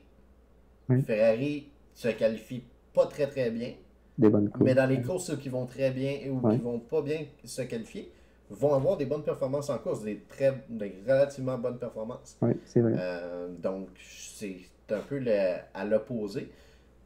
Moi, je vois que ça pourrait désavantager vraiment certaines écuries donc, et en favoriser d'autres. Je crois que quelqu'un comme Tsunoda pourrait vraiment tout donner pour une sprint race, puis Oui. essayer de mieux se placer. Parce que c'est quelqu'un qu'on sait qui a une habileté pour dépasser, malgré Oui. le fait que, bon, c'est pas le pilote le plus rapide. On a vu au Bahreïn qu'il sait quand même bien se débrouiller là, en côte à côte avec d'autres pilotes. Oui, il a des habilités indéniables, Yuki Tsunoda. C'est Ouais. un bon pilote. Il est un petit peu brouillon par moment, mais c'est normal, c'est une recrue. Ben oui, puis en même temps, bon, c'est sûr que surtout dans une situation où tu es dans une équipe, dans un écurie école, je pense que c'est là que tu veux faire tes erreurs plutôt que de les faire chez Red Bull. Exact. Donc, je dis pas qu'il fait des erreurs volontairement, mais c'est le temps de les faire. Oui, c'est ça. Faut qu'il apprenne. Ouais. Alors, non, c'est ça. Moi, si je vais dire très honnêtement, mon point de vue, je veux le voir sur Ouais. plusieurs circuits avant que ça soit adopté de façon permanente, mais je veux pas m'emporter si jamais la première fois, c'est vraiment un résultat exceptionnel, puis qu'on a... Parce que je veux en voir 3. C'est Ouais. simple, c'est ce qu'on va voir. Donc, je pense que 3, c'est un bon échantillon. Moi, là, pour vrai, là, je pense que quand c'est pas brisé, t'as pas besoin de le réparer. Puis je pense que le format actuel de la F1 traditionnelle, je le conserverais. Mais une fois de temps en temps, mettre une fin de semaine de même, ça par exemple, ça pourrait être bien. Mettons, on va dire là, que tu dis sur une saison de 23 courses, on met 5 grands prix avec ce format-là. Moi, par exemple, j'aimerais ça un petit peu de différence au cours de la saison. Ça pourrait garder en fait l'effet de nouveauté un bon bout. Puis les gens, ils seraient intéressés au lieu que ce soit tout le temps comme ça. Tu sais, on s'entend aussi, c'est pas tout le monde qui peut regarder la qualité vendredi après-midi parce qu'ils travaillent, là, ces gens-là, ou vice-versa. Donc, il y a des gens qui aiment ça regarder la qualification samedi matin tranquillement en attendant que le blanc se lève. Puis le dimanche, il écoute la course tranquille. C'est bien, ça. Là. Ouais. Moi, je pense que je garderais le format Q1, Q2, Q3 en qualification le samedi, puis la course, puis avec les 3 essais libres. Mais que des fois, une fois de temps en temps, je mettrais la course sprint pour rajouter un petit effet agréable une fois de temps en temps. Fait que bon, on va voir là, ce que ça va donner. Là. Je suis curieux de voir ça, moi. Est-ce que tu aimerais ça que ça soit vraiment au hasard? Tu sais, je donne un exemple. Les trains de pneus, tu sais, les gommes, les écuries sont au courant la semaine d'avant quelle gomme va être disponible. Est-ce que tu aimerais ça, plus que ça soit prévu? Par exemple, bon, on sait déjà que tel circuit va avoir ce format-là. Ou ils l'apprennent comme 2 semaines avant. Est-ce que tu aimerais mieux, tu sais, pour vraiment... Parce que le but, c'est de prendre les équipes un peu au dépourvu. Tu sais, on a seulement une séance d'essai libre avant le vrai stuff, si on veut, au lieu de 3. Donc, c'est clairement, le but, c'est de dire, bon, ben, vous faites moins de temps en essai libre, alors on va vous faire quelque chose. C'est sûr que ça peut être une bonne idée, là, parce que on s'entend, nous, en tant qu'amateurs de F1, ce qu'on aime, c'est un peu l'imprévu. Tu sais, on a eu du fun cette année en regardant, mettons, là, le Grand Prix d'Azerbaïdjan, on a trippé. Parce qu'il y a eu un effet de surprise, Lewis Hamilton qui passe tout droit, Max Verstappen qui abandonne. Bon, c'est sûr, ça c'était plate un peu. Imola aussi, ça avait été un bon Grand Prix avec. Il a fait mouiller, d'ailleurs, à Imola. Au début. Donc, on aime ça, les petits effets de surprise. Puis, je pense que c'est une bonne chose, un peu d'inconnu dans la F1, parce que si tout se sait d'avance, ben c'est plus facile de peut-être contrôler l'issue de la course. Donc, moi, oui, c'est sûr que j'aimerais ça que ce soit les écuries l'apprennent à un petit temps d'avance, au lieu de savoir trop d'avance. Oui, je suis d'accord. Puis, je voulais savoir, bon, moi, quand j'ai commencé à regarder la F1, c'était le one lap. C'est-à-dire, t'as un tour, puis manque-toi pas. C'est ça. Est-ce que tu penses qu'il y a une façon que peut-être la F1 pourrait ramener ça pour les drapeaux rouges en fin de séance de qualification Est-ce que tu... Bon, on s'entend qu'il y a beaucoup de pilotes qui ont été pénalisés par la faute des autres, qui sont... Tu sais, si jamais c'est un... Mon point de vue, c'est que... Bon, les écuries courent après en sortant toujours tout à la fin. Oui, ça c'est sûr. Donc, tu sais, ils font quand même la bonne chose d'aller chercher un temps en début de séance, après ça revenir 10 minutes dans le garage, puis ressortir quand il reste 4 minutes. Mais est-ce que tu crois que si jamais il y a un drapeau rouge avec moins de 3 minutes à faire à une séance de qualification, ceux qui sont, disons, le dernier tiers restant, le top, si jamais on est dans le Q1, ben là, à ce moment-là, les 5 premiers passent. OK? Assurément. Donc, les 15 à 20 ont tous un one-shot pour se qualifier, puis rapide, tu sais, c'est quand il y en a un qui est au deuxième secteur, ben l'autre part. Donc, tu sais, c'est en succession rapide. Donc, il n'y a pas personne qui a d'avantage aérodynamique, pas personne qui prend de l'aspiration à personne. Puis si jamais tu sais, ça va faire exactement la même chose qu'en même temps, mais on n'aura pas un train. Donc, c'est-à-dire, tous les pilotes vont juste suivre 30 secondes d'écart, par exemple. Moi, peut-être, mettons, on va dire pour éviter les situations fâcheuses avec les drapeaux rouges, ce que je ferais, mettons, on va dire qu'il reste, je sais pas, qu'il restait 20 secondes. Mais moi, là, je permettrais aux pilotes, ben là, c'est sûr que là, il y a le nombre de pneus puis ces choses-là qui rentrent en ligne de compte, mais je redonnerais peut-être 2-3 minutes. On en reparle, on vous en donne 3 minutes, allez compléter vos tours. Tu sais, c'est une situation qui est hors de contrôle. Là, mettons, on va dire, je sais pas, Yuki a échappé encore son char. Ça tombe sa tête. Ouais, c'est ça, pauvre petit gars, il ne va pas nous aimer. Mais, mettons, on va dire que c'est Yuki, puis là, il envoie son auto dans le mur. Et là, bon, il restait 20 secondes, puis là, il y avait plein de gars sur leur tour rapide. Bon, tu dis, écoutez, là, on va vous en donner 3 minutes, retourner à vos garages. Là, seulement ceux qui étaient sortis dans ce cas-là. Exact. Ceux qui étaient sortis. Si tu n'étais pas sorti, tu n'as pas le droit. Parce que si, Ok. mettons, tu étais sur un tour rapide, on te donne une autre chance. Moi, ça, j'opterais pour une approche comme ça, peut-être. Ouais, je Parce peux que ça n'a être pas de d'accord. bon sens comme. C'est normal de le décrier, là. C'est pas normal. Ah, Azerbaïdjan, il y en a eu à toutes les sessions. C'est ça, À c'était pas toutes les normal, sessions. là. Ça peut pas être comme ça. Ça se peut pas qu'une séance, ben, Q1, Q2 ou Q3 se termine sur un drapeau rouge quand il y a des gars qui sont sur un tour rapide. C'est pas normal, ça. Je suis d'accord avec toi. Donc, si jamais on regarde un petit peu vers la fin de la saison, Mhm. euh, si jamais la tendance, c'est que, bon, Lando Norris va être le meilleur des autres. Oui, ça, Je pense qu'on c'est s'entend là, sûr. que si jamais on regarde, Lando Norris a 101 points, Valtteri Bottas en a 92. Ça, c'est quand même vraiment surprenant que Norris, avec une voiture qui est supposément une coche derrière, Ouais. Bref. Et ensuite de ça, si Ça. jamais on s'en va en arrière des 5, c'est-à-dire les deux grosses écuries et Norris, Ouais. on tombe à 62 points Ouais. avec Euh, Leclerc. Ensuite de ça, Sainz à 60. Ensuite de ça, Ricciardo à 40. Et je pense que Norris, à moins d'une catastrophe, va terminer le meilleur des autres.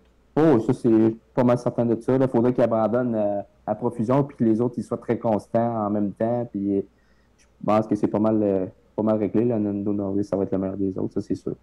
Ouais. Est-ce que tu penses que Valtteri Bottas peut rattraper Sergio Perez, qui est seulement 12 points derrière? Ouh, ça se peut. Ça se peut. Mais c'est pas le scénario sur lequel je miserais mon argent. Je pense que Sergio Perez, là, il est vraiment arrivé dans une zone confortable au volant de sa Red Bull. Euh, à mon avis, il va finir troisième. Je pense que si George Russell est confirmé dans le siège de la Mercedes, on va voir Valtteri Bottas faire. Il Ou va. l'inverse, qui va Ou complètement peut-être. arrêter de penser à son futur, puis juste dire, bon, comme Danny Kvyat en fin de saison dernier savait qu'il n'y avait plus rien à perdre, donc a eu des très bonnes fins de course, Ouais, de très ça se bonnes fins de pourrait saison. aussi. Mais on dirait que j'ai tendance à croire que Valtteri Bottas pourrait Il va s'écraser. s'écraser. Ouais, j'ai tendance à croire ça. Est-ce que ça va arriver? Peut-être pas. Mais c'est le scénario que je privilégierais.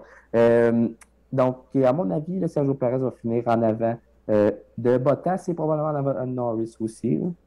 OK. Ma prochaine question, est-ce que Lewis Hamilton va se rapprocher de Verstappen avant la fin de la saison? C'est-à-dire, est-ce que tu penses que Lewis Hamilton pourrait reprendre la tête du championnat ou égaler Verstappen avant la fin de la saison? Faudrait quelques abandons, probablement un ou deux abandons de Verstappen, puis que Hamilton gagne les courses. Faudrait ça. En ce moment, j'ai pas l'impression que la Mercedes est en mesure de rivaliser. Mettons, on dit, je pense pas que Hamilton est capable de rivaliser tout à fait avec Verstappen. Il me semble vraiment là, une coche au-dessus. Je serais surpris si Lewis Hamilton reprenait la tête du championnat. Ça se peut, parce que Lewis Hamilton, s'il y a bien quelque chose qu'il nous a montré, c'est qu'il n'est jamais battu. On le croit, là, des fois. C'est incroyable ce qu'il fait, là. Donc, je ne compterai jamais Lewis Hamilton pour battu, mais je pense pas qu'il va être en mesure de vaincre Verstappen cette année. En fait, de terminer devant Verstappen cette année au championnat des pilotes. Parfait. Ma prochaine question. Est-ce que tu penses que Sergio Perez va. Pas Sergio Perez, excuse. Lando Norris peut terminer devant Sergio Perez? Oui, ça se peut. Ça se pourrait parce que vraiment, là, Lando Norris, comme on l'a dit, là, il est fantastique, il ne fait pas d'erreur, il se qualifie bien, il dépasse bien, il se défend bien. C'est sûr qu'ils ne sont pas toujours en mesure de terminer devant les Red Bull, mais il est capable de faire des coups d'éclat. Il nous l'a montré là, déjà plusieurs fois cette année. Bon, c'est sûr que peut-être que c'est pas tous les circuits qui vont convenir à la McLaren cette année pour qu'elle soit en mesure de se battre pour les podiums, là. À mon avis, ça va être quand même compliqué, mais je pense que c'est possible pour vrai. On voit Sergio Perez, des fois, il y a pas qu'il y a des mauvaises performances, mais mettons, on dit que des fois, on dirait qu'il semble moins à l'aise dans sa voiture, puis là, il va finir un petit peu plus loin, là. Fait que ça va être, je pense, une lutte assez serrée entre les deux, parce que c'est très serré depuis le début de l'année. Puis peut-être que oui, Lando Norris peut terminer en avant. Moi, la façon que moi je le vois, c'est que tant aussi longtemps que Max Verstappen est dans la course, Sergio Perez ne gagnera pas. Parce que c'est simple, Red Bull va toujours vouloir favoriser Ouais. Verstappen. Si jamais les deux sont un à côté de l'autre, c'est simple, Red Bull va faire passer Verstappen devant ou lui donner une stratégie avantageuse pour pas que ça soit trop évident, évidemment. Parce qu'il y a un championnat à gagner. Ouais. Puis je pense que pour eux, la chose la plus importante, c'est que le championnat de Max, mais aussi le championnat. Je pense que pour eux, c'est pas tant derrière, pas tant loin le championnat des constructeurs. Ouais. Parce C'est que je très pense qu'ils important. veulent. Je pense que vraiment les deux dans leur. Si jamais ils avaient choisir laquelle ils prendraient un avant l'autre, je pense qu'ils prendraient Max. Mais vraiment, je pense qu'il y aurait une hésitation parce que je pense qu'ils veulent sortir Mercedes, pas Hamilton. Je pense qu'ils veulent sortir Mercedes du siège du siège du conducteur. Ils veulent montrer que c'est la meilleure écurie du plateau, ça c'est indéniable. C'est leur but, puis ils font tout ce qu'ils peuvent pour les battre. Ça, c'est sûr. Est-ce que tu penses que Lando Norris va gagner sa première course cette saison? Je pense pas. Je pense pas que ça va être cette année. À moins d'une course rocambolesque avec de la pluie ou plusieurs abandons, là, ça se peut. Mais je serais pas mal surpris si ça arrive. Parce que je pense pas que McLaren est rendu là encore. OK. Est-ce que tu penses que Daniel Ricciardo va faire un podium d'ici la fin de la saison? Oui, je pense que oui. Je pense qu'il est capable. Ouais. Bon, c'est sûr qu'il va falloir qu'il s'enlève les doigts dans le nez, là. Mais il est capable. Il a le talent, ça c'est sûr. Puis on voit que il est aussi bon que Lando Norris là, comme pilote, Ricciardo. Puis on voit les miracles que Lando Norris il fait avec sa McLaren. Donc, Ricciardo est capable de faire un podium, ça c'est sûr. Est-ce qu'il va le faire? Ça, c'est une autre question, là, mais il a le potentiel, ça c'est sûr. Sur une bonne course, il peut battre bien du monde. Je suis totalement d'accord. Il est vraiment solide. Qui va terminer avec le plus de points chez Ferrari selon toi? Parce que là, il y a 2 points. C'est l'écurie la plus serrée. Ouais, j'adore cette confrontation-là entre les deux coéquipiers, Leclerc et Sainz. Là, vraiment, je ne m'attendais pas à ça. En fait, je m'attendais à ce que Leclerc domine quand même assez clairement Sainz, mais vraiment, Sainz, j'aurais pu le mettre dans mes surprises cette année. Il m'impressionne. Là. Sérieux, c'est peut-être dans ma 4e surprise, mettons. Là. Il est vraiment bon, sérieusement. Puis il s'est adapté assez rapidement à cette Ferrari. C'est le plus rapide. Celui qui s'est adapté dès le début. Oui, ça s'est fait en une claquement de doigts. Il est tombé là-dedans. Puis comme si tu m'avais dit puis que je ne suivais pas l'affaire, puis que tu m'avais dit que Carlos Sainz, ça fait longtemps qu'il est avec Ferrari et puis il est très à l'aise, je t'aurais cru aucun problème. Fait que vraiment, là, sérieusement, j'ai peut-être tendance à donner encore l'avantage à Charles Leclerc. Mais sérieux, là, si Carlos Sainz finit devant, ça va être tout un tour de force. Puis 2, peut-être pas une si grosse surprise que ça. Non, c'est ça. Ben, Leclerc a des ratés ici et là. Ouais. Quand il se qualifie bien, a des problèmes en course. Oui, c'est vrai. Ouais. Il manque un peu de constance, Charles, cette année. Monaco. Oui, c'est ça. Se qualifier premier. Ben, je pense qu'évidemment, cette course-là, c'est la seule et unique raison pour laquelle on a seulement 2 points d'écart. Parce que ça a fait en sorte que Sainz s'est retrouvé sur le podium à sa place, je crois. Exact. Donc oui, effectivement. Là, mais ça veut dire que si jamais Leclerc pouvait prendre part à la course, peut-être qu'il y avait 2 Ferrari sur le podium. Oui, ça c'est vrai. Puis là, tu sais, ce qui est intéressant aussi, c'est que les 2 pilotes ont eu 2 courses où ils n'ont pas marqué de points. Donc, de ce côté-là, ils font jeu égal. Ouais. Donc, en fait, c'est ça. C'est égal partout là, pour les 2 là, cette année. Vraiment, ils sont au même niveau, en fait, cette année. C'est tout. Ouais. Est-ce que tu crois que... je déteste vraiment de mettre le spotlight sur une recrue comme ça. Est-ce que tu penses que Tsunoda, si ça continue comme ça, serait un one and done? Oh, non, je pense qu'il est meilleur que ça. Là. On l'a vu au début de l'année, il m'avait impressionné pareil. Là, il semblait quand même assez solide. On voit qu'il y a une belle pointe de vitesse. Je pense qu'il faut être patient avec lui. Et sa pointe de vitesse est avérée, il n'y a pas de problème. Je suis certain qu'il est capable de réaliser de beaux résultats. C'est juste qu'il faut qu'il corrige un peu là, ses petites oreilles. Je vais sortir un peu une expression peut-être particulière, là, mais il est sur le rough, là, Yuki Tsunoda. Il faut qu'il polisse ses capacités. Puis, il est très jeune, sa progression a été vite. Puis on s'entend, piloter ces F1-là, c'est pas facile. Ça, Ouais. c'est sûr et certain. Donc, il y a une période d'adaptation, lui, puis c'est normal. Il est avec les meilleurs au monde. Il avait été habitué de quand même dominer là, les compétitions, ce qu'il faisait. Donc, je pense qu'il va être capable de ressortir encore meilleur au fur et à mesure que sa carrière va avancer. J'ai confiance en lui. Là, ça va être un des bons pilotes, peut-être le meilleur pilote japonais de l'histoire en F1, mettons, si ça va bien. On s'entend que la liste n'est pas très grande, là, mais Est-ce que c'est la dernière année de Kimi? ouais, je suis convaincu que c'est la dernière année de Kimi. J'ai lu un article qui disait, je trouve, comment il disait ça? Il disait que il trouvait que c'était un petit peu trop la charge de travail. Et lui, là, s'il pouvait juste arriver au circuit, piloter, faire sacrer son camp, il le ferait. Il le ferait tellement. C'est sûr. Fait que moi, je pense que c'est sa dernière année. Puis c'est le temps de laisser la place aux autres aussi. Là. Je pense qu'il a fait plus que le tour du jardin. Puis Il a fait c'est deux plate. fois le tour de la planète en F1. Ouais. Puis je pense que c'est plate ce que je vais dire, là, mais c'est pas digne de lui de se battre pour une 14e place. Mettons, en course. Là. Puis que marquer un point, ça soit une grosse victoire, c'est pas digne de lui. Fait que moi, il a accompli tout ce qu'il avait à accomplir. Il a un CV vraiment fantastique. C'est le temps de passer à la retraite. Est-ce que pour toi, Antonio Giovinazzi peut poursuivre en F1? Ouh, oh boy, elle est bonne celle-là comme question. Il a démontré des belles choses quand même, Antonio Oui. Giovinazzi. Il y a un race pace. Oui, Vraiment oui. intéressant. Il est bon, Antonio Giovinazzi. Je serais curieux de le voir dans une meilleure écurie, en fait, pour voir si c'est. Mettons, être en C'est mesure le de. pilote Ferrari. Ouais, Je pense c'est qu'il ça. ne pilotera jamais chez Ferrari. Mais, Je pense pas.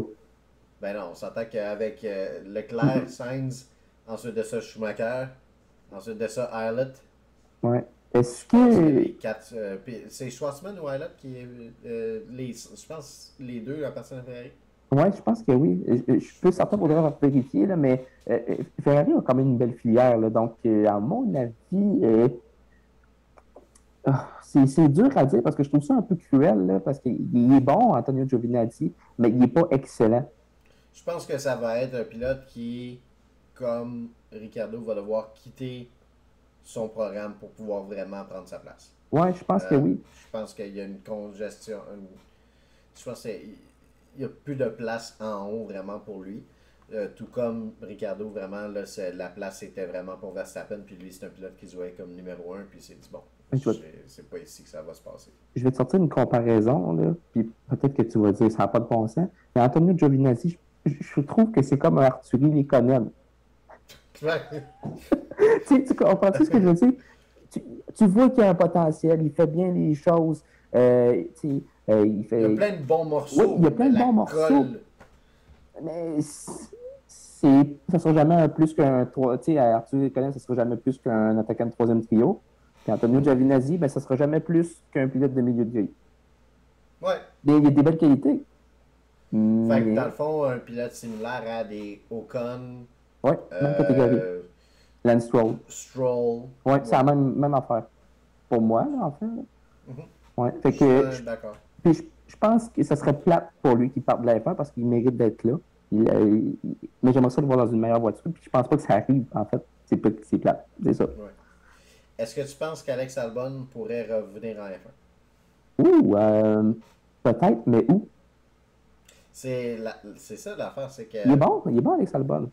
Parce que moi, je pense que ce qui se passait, c'est qu'ils lui ont dit, bon, prends un an où tu vas être pilote de développement, passant sur des simulateurs, puis tout, puis on donne une shot pour gagner avec Max, puis on va avoir Sergio Perez qui va, d'un point de vue technique, d'un point de vue stratégique, être le meilleur choix, et puis on va te ramener l'an prochain.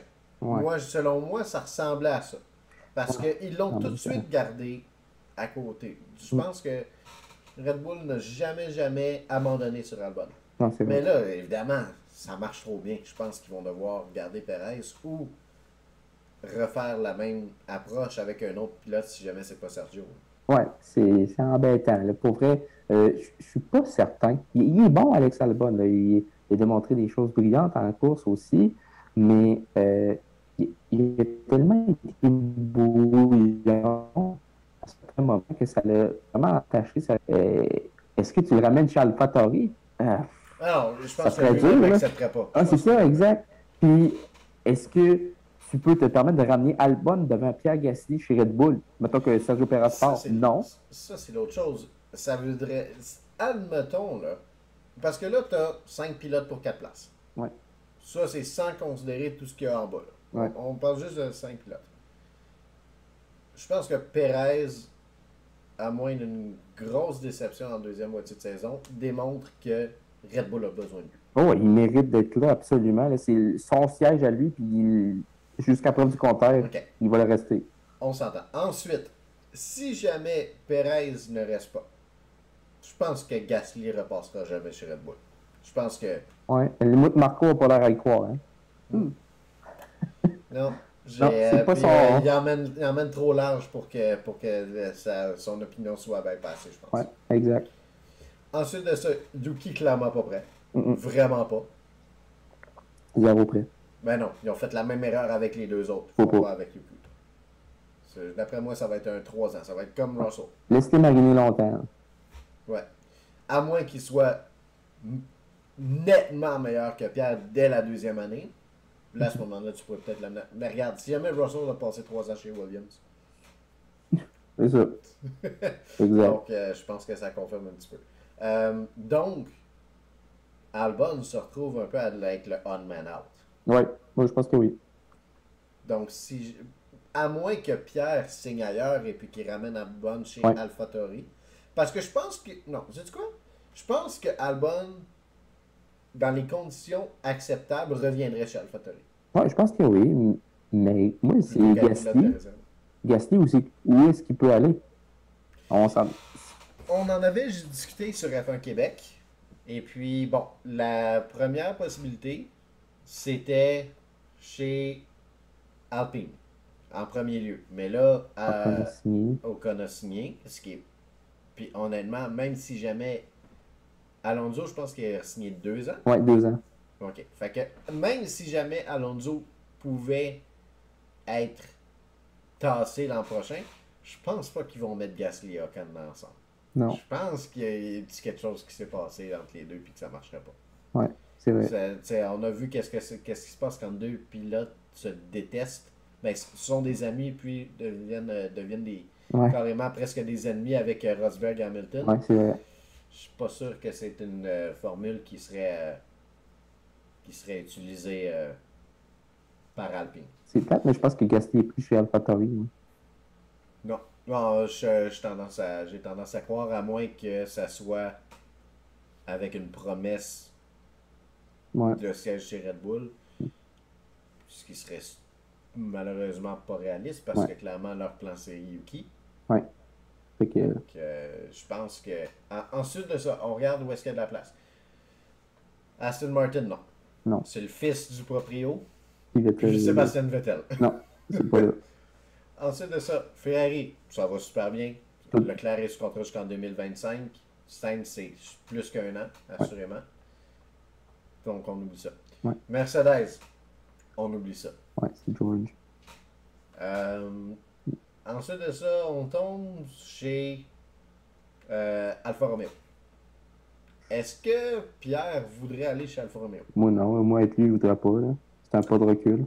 C'est un pas de recul, mais je veux dire, peut-être dépendant avec qui.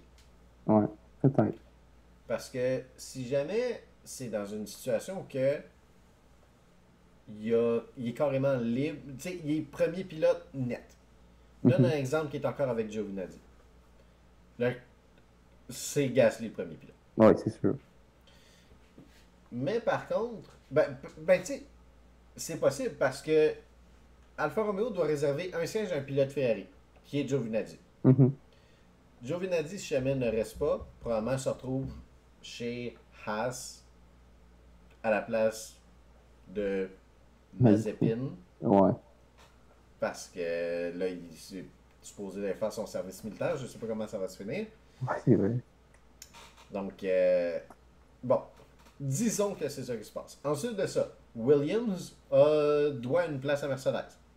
Ouais. Ils n'ont pas de pilote en ce moment. Donc, Mercedes pourrait donner leur place à... Bottas? Mercedes pourrait donner leur place... Non, je pense pas que Bottas. Je pense que Bottas va aller en DTM avant d'aller chez Williams. Mercedes pourrait céder sa place qui lui appartient à un pilote chez Williams. Parce qu'en ce moment, ils n'ont personne en F2. Ouais, c'est vrai. Donc, ça voudrait dire que Williams pourrait avoir pour une année ces 2 pilotes. Puis, bon, Latifi va être difficile à passer pour les mêmes raisons que Stroll, pour les mêmes raisons il est beau que cher. etc. C'est ça. Son nom va lui assurer une place. Donc, les places disponibles, techniquement, ce serait Mercedes, qui n'y arrivera pas. Red Bull, qui est pas parti pour ça. Non. Alfa Romeo, puis Williams. Ben, il est pris là. Je me demande vraiment, c'est quoi les options de Gasly? Là? Il n'y en a pas, là. Il n'y en a pas. Je pense qu'honnêtement, il est mieux de supporter Helmut un autre petit bout, puis d'attendre de voir qu'est-ce qui se passe quand, j'ai un exemple, Vettel se retire, ou Lewis se retire. Ou Alonso. Alonso, je pense que Alonso aussi, là, ça achète. Je pense que... Il faut qu'il attende encore. Moi, je pense que Gasly va être encore chez AlphaTauri pour au moins une autre année, minimum. Ouais. Minimum. Mais... Après ça, on verra. Sinon, si jamais il veut rester en F1, ce serait d'être un pilote de réserve pendant 1 an. Non. Je pense pas que ça l'intéresse. Je pense que vu qu'est-ce qui se passe avec... L'affaire, c'est qu'en F1, quand tu sors du portrait, souvent, tu restes en dehors. Le seul que je peux me souvenir qui est sorti puis qui est revenu, ben les deux, c'est Ocon et Kvyat. Ocon, c'est parce que c'est un pilote Mercedes, si on veut. C'est un pilote de Toto Wolff. Puis Kvyat, ben c'est parce que c'est un pilote Red Bull. Il y avait une place ouverte, puis ils l'ont juste ramené là. Exact. Fait que, ouais, je pense que Gasly a du choix, mais peut-être pas les choix les plus intéressants. Ouais, c'est ça. Il est mieux de rester là. Ensuite de ça, bon, j'avais une couple d'autres questions, mais je pense qu'on avait quand même déjà tout regardé. Sinon, c'est ça. On s'en regardera pour l'autre fois. Fait que, écoute, je te remercie beaucoup, Mathieu. Ça fait Puis, plaisir. est-ce qu'il y avait autre chose que tu voulais mentionner? Non, à part ça, merci de m'avoir invité, ça fait plaisir. C'est toujours plaisant de parler des fois, puis de voir, en fait, là, j'ai longtemps pensé que j'étais tout seul ou presque, comme fan de F1 au Québec, mais c'est le fun là, de voir avec le groupe de F1 Québec, des passionnés de F1. Ça fait du bien de voir ça, je suis bien content. Puis, ben, c'est un beau projet, puis je vais souhaiter que ça marche bien, puis ben, au plaisir de le refaire, évidemment. Assurément. Donc, pour ceux qui sont intéressés, on a un groupe Facebook. Mathieu est membre et participe souvent au Helmet Challenge avec Christian. Ouais. Et puis, surpris un peu tout le monde. C'était qui déjà? Mzara Frenzienne. Regarde, je sais même pas c'est qui. Ça donne à quel point que t'es fort. Mais non, on a un groupe avec plus de 1000 membres. Donc, tous des fans québécois de F1. Mathieu est là. Je suis un des administrateurs. Alors, ceux qui sont intéressés, n'hésitez pas à venir nous rejoindre. On va avoir le lien dans la description du vidéo. Alors, merci beaucoup, Mathieu. Je te souhaite une excellente soirée. Ça fait plaisir, merci. Salut.